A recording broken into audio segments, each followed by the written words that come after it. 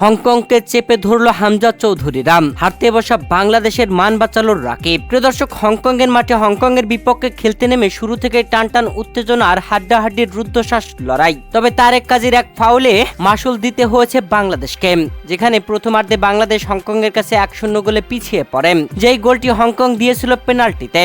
তারেক কাজী D বক্সের ভেতরে tackle করেছিলেন, সেটা ফাউল ধরেন রেফারি। এরপরে পেনাল্টিতে গোল আদায় করে নেয় হংকং। তবে ম্যাচের 73তম মিনিটে 10 জনে পরিণত হয় হংকং। তারপরে ধার দেখালো বাংলাদেশ, যেখানে সামিত সুমোকে ফাউল করেন হংকং এর 3 নম্বর জার্সি পরিণত খেলোয়াড়। হলুদ কার্ড দিয়েছেন রেফারি। এরপরে 2 হলুদ কার্ড হওয়ায় লাল কার্ড দেখিয়ে রেফারি সেই খেলোয়াড়কে মাঠের বাহিরে বের করে দেন। 10 জনে পরিণত হওয়া হংকং এর বিপক্ষে বাংলাদেশ জ্বলে উঠল। তবে শেষ পর্যন্ত বাংলাদেশ জয় তুলে নিতে পারেনি। তবে ম্যাচের 83তম মিনিটে দারুণভাবে গোল করেন রাকিব। কর্নার থেকে দারুণ শট নেন ফাহিম। এরপরে ফাহমিদুল দুর্দান্তভাবে হেড করে রাকিবকে দেন গোল করার জন্য, আর রাকিব গোল আদায় করে নেন। শেষ পর্যন্ত 1-1 গোলের ড্র বাংলাদেশ ও হংকং ম্যাচ।